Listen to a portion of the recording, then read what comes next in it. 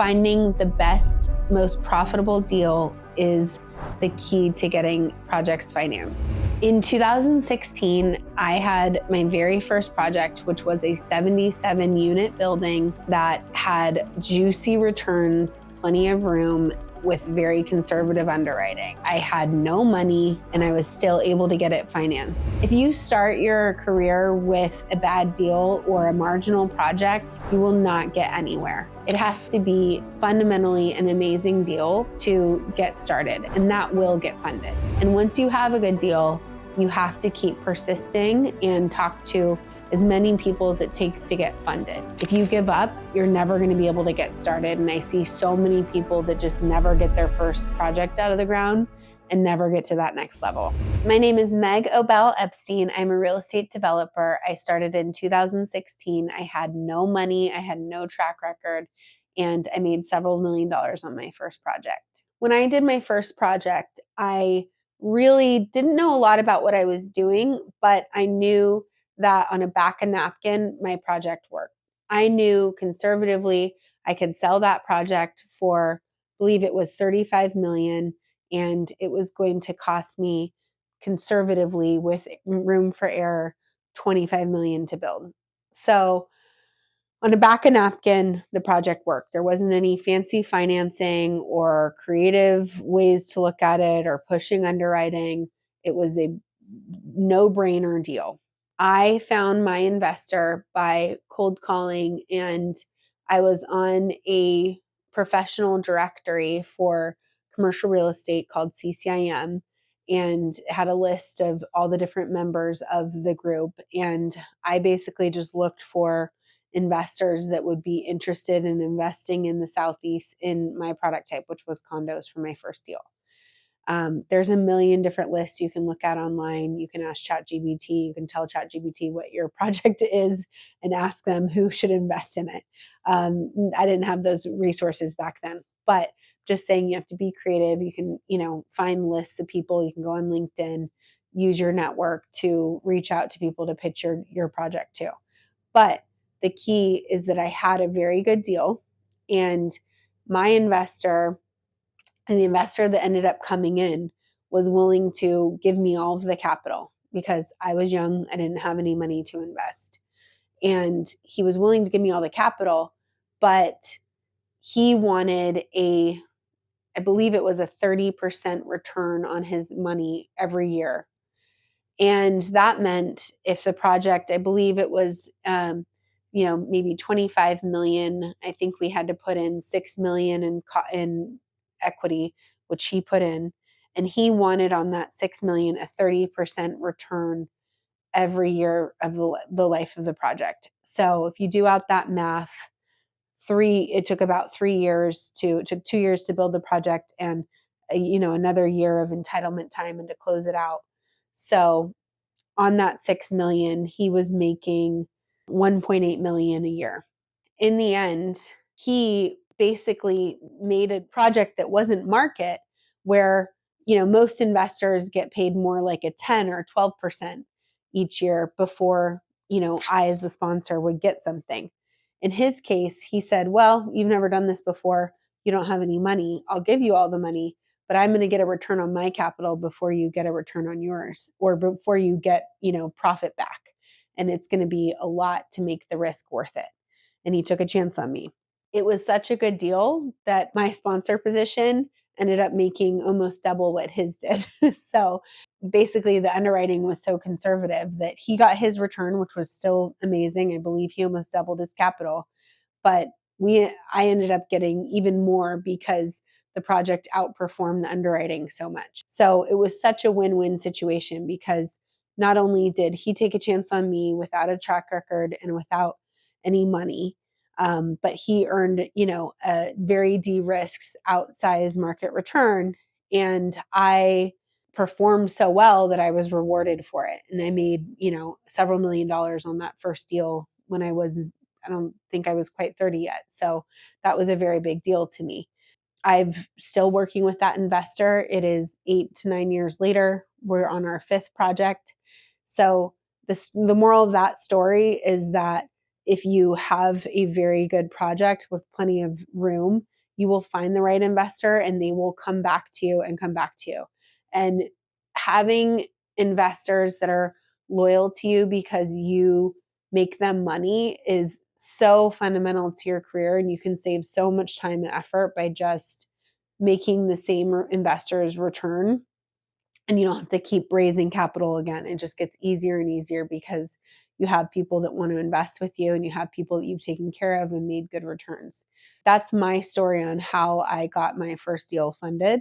And even though it was, very onerous on his part to get such a big return, I understood it because he, was taking a chance on someone that didn't have a lot of experience. But he saw that I was an honest person, that I was smart, that I knew what I was doing, and he decided to invest in that.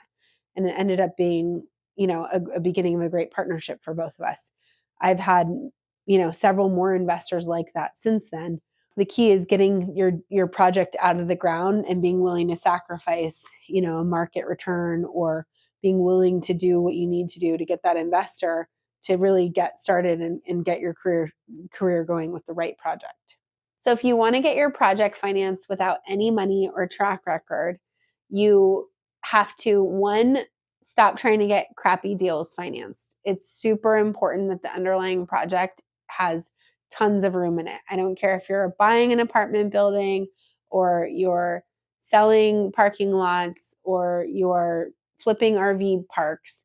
You have to have plenty of room, and it has to be a no-brainer deal in the back of the napkin, because it's really tough to get things financed right now. And as much as you want to get started, you're not going to get funded, especially even if you do have an amazing track record, without that fundamental deal being really good. Secondly, dial for dollars. So most people don't pick up the phone anymore. I'm pretty old school. I still call people. I have developed a CRM, or a list of investors over the years, and I keep very, very good track of who my prospects are.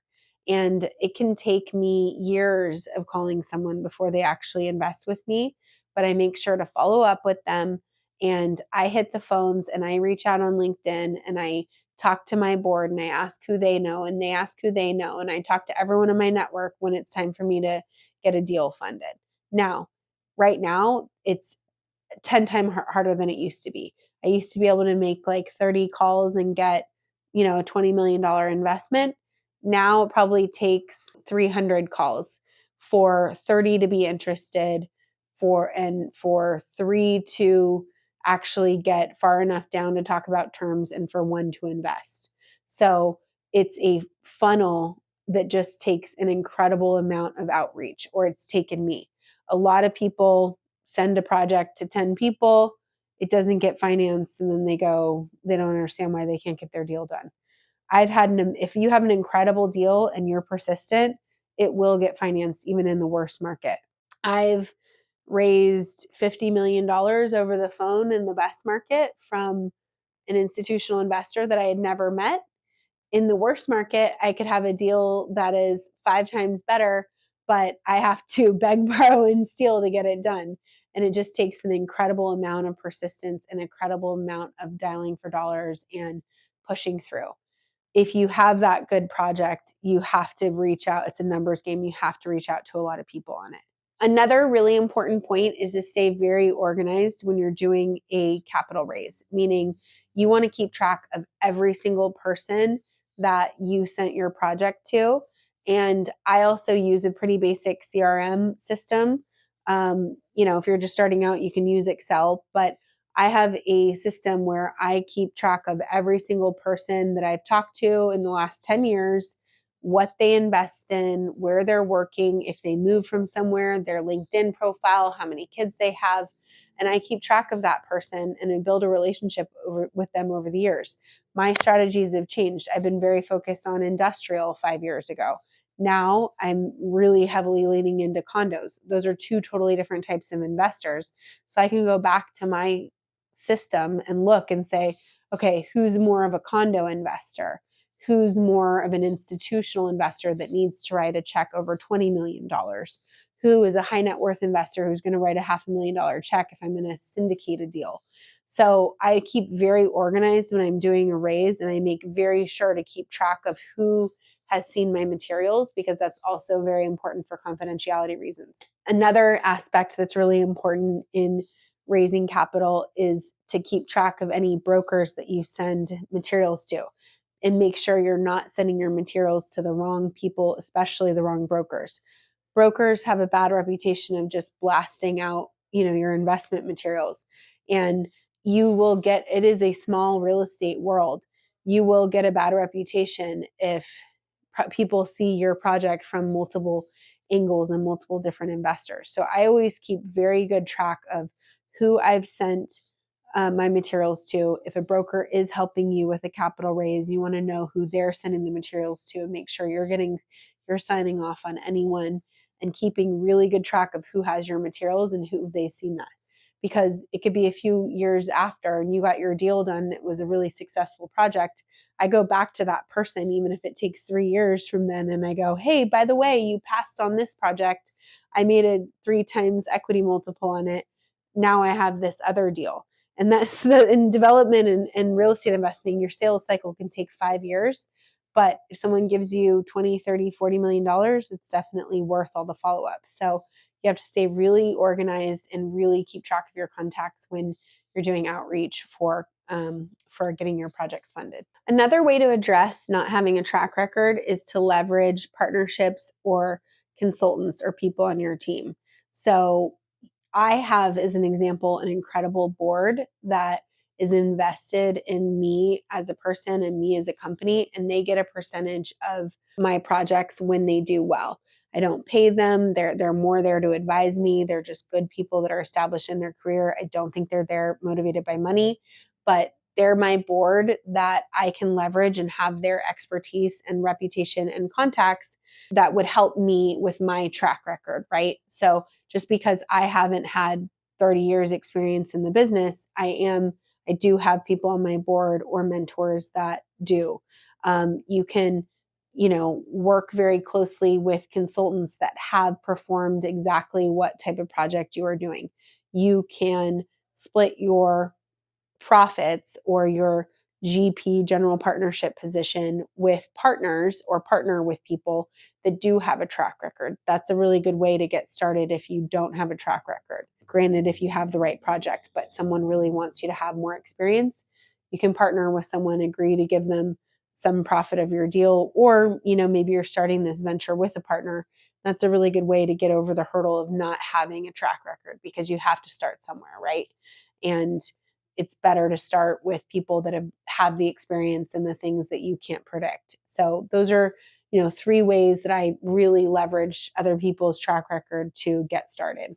If you don't have the money to invest, you need to be realistic about the terms that you're going to get from an investor. So investors always want to see that you typically are putting in 5 to 10% as much as they are. If you're asking someone for $10 million, that means $500 to $1 million. If you don't have that, then you shouldn't be expecting half the profit from the deal. If you want someone to get over the fact that you don't have that money in, you either need to get that money from friends and family and entrust them and give them a piece of your profit, or you need to work out with your investor what that means. But you're giving away your profit because you can't put your money alongside the investor. So I would just say, in order to get started, you have to make your own sacrifices and be willing to do a project for much less profit if you don't have the money to put in it. But there's always ways to get around that. I would still try to get a good deal funded and not be too discouraged because you don't have any money. Most people don't even start because of that, and it's not a non-starting point. So in conclusion, it's definitely like trying to build a ship while you sail it. It is a high wire act. I have had hundreds of thousands of dollars at stake while I'm trying to get a project funded. I will admit I'm permanently an insomniac from the stress of being a developer, trying to get projects funded while you're working with the seller to close on the land. It is a tightrope act for sure, but when you pull it off, it's incredibly rewarding. And if you don't have money or a track record and you have an amazing deal, I would actually love to see it. and give you my feedback. So feel free to send it in. And I could give you, I could partner with you on a really, really good project. That's the point, is that you will find the right investor if you have a very good project. So don't lose hope, and you can get your projects funded if you don't have any money or a track record. If you want to hear more about what I've learned in raising capital over the years, please watch this next video.